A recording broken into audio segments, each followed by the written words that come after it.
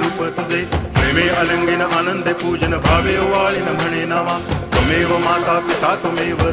बंधुश्च सखा त्वमेव विद्या तरुणं त्वमेव सर्वं मम देव कायेन वाचा मनसेन्द्रियैर्वा बुद्ध्यात्मना वा प्रकृति स्वभावात् करोमि यद्यत् सकलं परस्मै नारायणायति समर्पयामि अच्युतं केशवं रामनारायणं कृष्णदामोदरं वासुदेवं हरि गिरिधरं माधवं गोपिकावल्लभं जानकीनायकं रामचन्द्रं भजे हरे राम राम